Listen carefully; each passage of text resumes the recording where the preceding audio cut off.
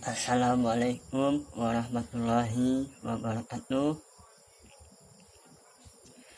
Perkenalkan, nama saya Rizky Putra Pratama, NIM 20089176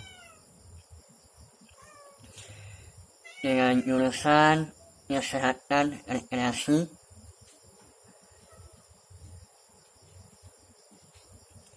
Fakultas Ilmu Keolahragaan dengan mata kuliah Metodologi Olahraga. Baiklah, kali ini saya akan mempresentasikan hasil analisis horizontal pengajuan judul skripsi.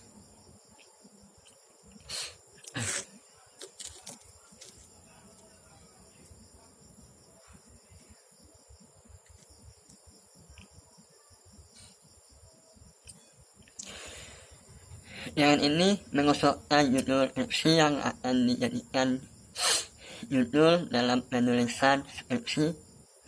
Yang pertama atau yang A, judulnya pengaruh gula aren terhadap peningkatan daya tahan atlet sepak bola Kota Padang. Kemudian yang B, masalah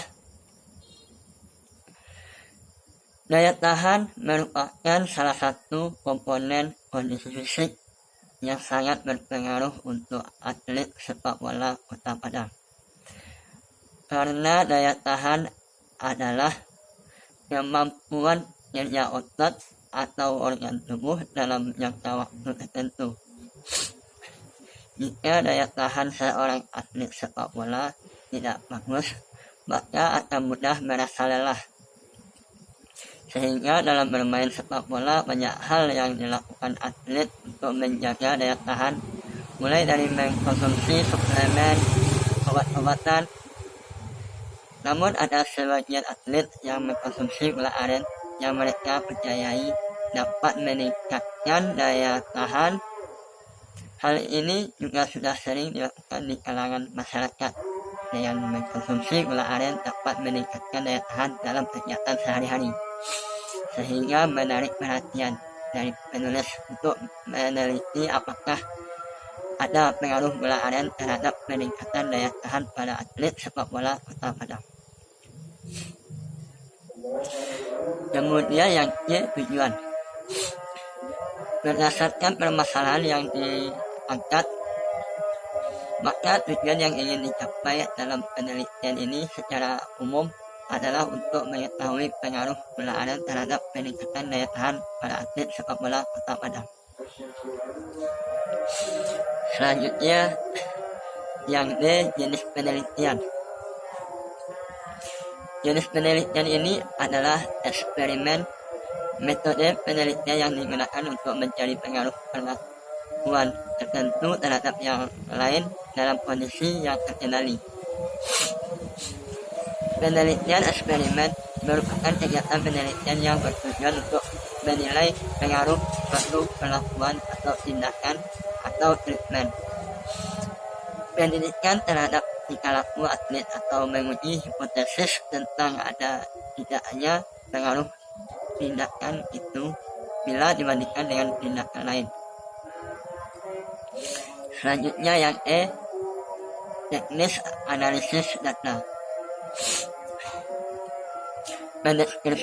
Pendeskripsian data dan pengujian hipotesis dalam penelitian ini dapat diolah dengan memakai statistik deskriptif dan inferensial dengan rumus uji T sampel terikat.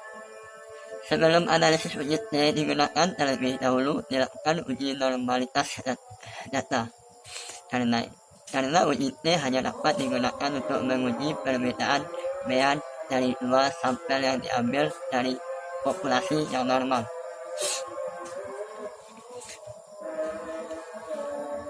Di sini ada rumus uji T. Dapat kita lihat P itu arti untuk sampel berkorelasi, yang D diferensi, D kuadrat dari D, dan N banyak subjek penelitian.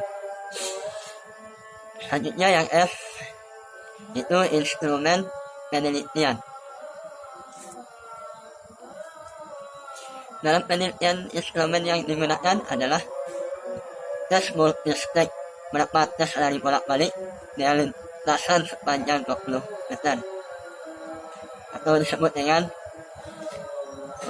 Sutherland lari bolak-balik. Adapun petunjuk pelaksanaan selengkapnya dari tes multistage adalah sebagai berikut. Dari segi alat, pertama laptop, kaset atau CD berisi panduan tes multistage, speaker, phone, fluid, dan gula aren. Untuk tester, seorang pencatat level yang dicapai atlet seorang pengawas lintasan. Untuk arena tes, lintasan tes dapat berupa halaman, lapangan olahraga atau tanah datar tidak licin sepanjang 20 meter. Untuk pelaksanaan tes, pertama hidupkan tape recorder yang berisi kaset atau CD panduan tes multistage, kemudian ikuti petunjuknya.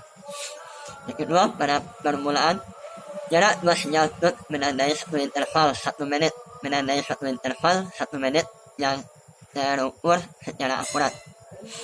Selanjutnya, terdengar penjelasan ringkas mengenai pelaksanaan tes yang mengantarkan pada perhitungan mundur selama 5 detik menjelang dimulai tes. Keempat, setelah itu akan keluar sinyal tut pada beberapa interval yang teratur. Kelima, peserta tes diusahakan agar dapat sampai ke ujung yang berlawanan bertepatan dengan sinyal tut yang pertama berbunyi, untuk kemudian berbalik dan berlari ke arah yang berlawanan. Keenam, setiap kali sinyal tut berbunyi, peserta tes harus sudah sampai di salah satu ujung lintasan lari tempuhnya. Ketujuh, selanjutnya interval 1 menit akan berkurang sehingga untuk melanjutkan level berikutnya peserta tes harus berlari lebih cepat. 8. Setiap kali peserta tes menyelesaikan jarak 20 meter, posisi salah satu kaki harus tepat menginjak atau melewati batas 20 meter. Selanjutnya berbalik dan mendukung sinyal berikutnya untuk melanjutkan lari ke arah berlawanan. Terakhir, 9. Setiap peserta tes harus bertahan selama mungkin sesuai dengan kecepatan yang telah diatur. Jika peserta tes tidak mampu berlari mengikuti kecepatan tersebut, maka peserta harus berhenti atau dihentikan dengan ketentuan. Jika peserta tes gagal mencapai 2 langkah atau lebih dari garis batas 20 meter setelah sinyal tes berbunyi, pengetes memberi toleransi 1 kali 20 meter.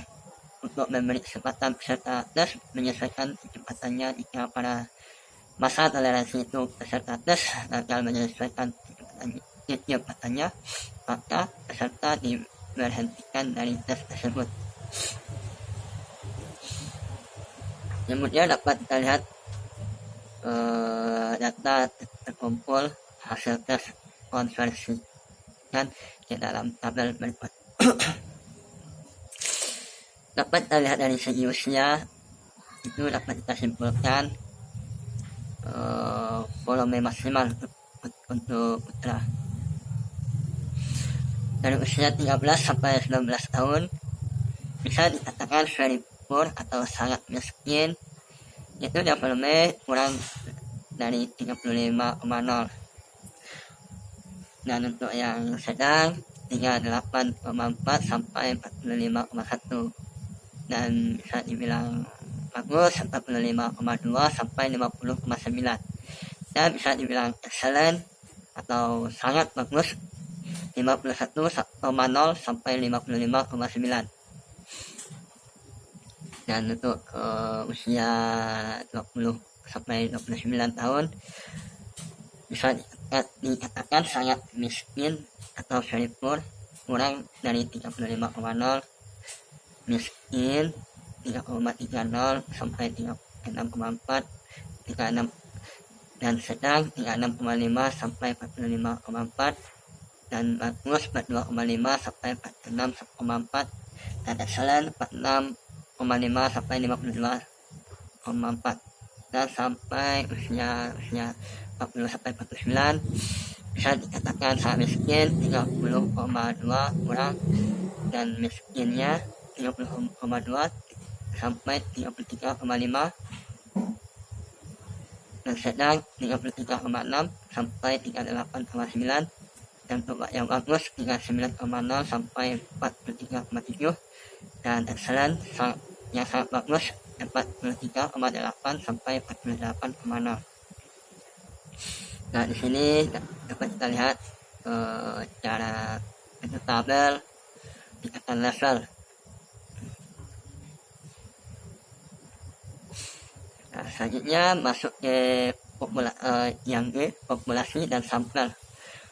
Pertama, populasi. Menurut Sugiono dalam kisah Ajus 2016 halaman 146 menyatakan bahwa populasi adalah wilayah generalisasi yang terdiri atas subjek yang mempunyai kualitas dan karakteristik tertentu yang ditetapkan oleh peneliti untuk dipelajari dan kemudian ditarik kesimpulannya. Pada penelitian ini yang dijadikan populasi adalah seluruh atlet Kota Padang dengan tingkatan usia 20 sampai 29 tahun. Selanjutnya, sampel. Menurut Sugiono tahun 2009 menyatakan bahwa sampel adalah sebagian dari jumlah karakteristik dari populasi. Penarikan sampel dalam penelitian ini adalah dengan teknik purposive sampling dengan pertimbangan tertentu. Jumlah sampel dan penelitian ini adalah sebanyak 15 orang. Kita menggunakan untuk sampel kita menggunakan 15 orang. Dapat kita lihat kerangka konseptualnya seperti ini. Demikian analisis pengajuan judul skripsi saya buat. Atas perhatian Bapak, saya mengucapkan terima kasih. Baiklah, itulah hasil dari analisis horizontal saya.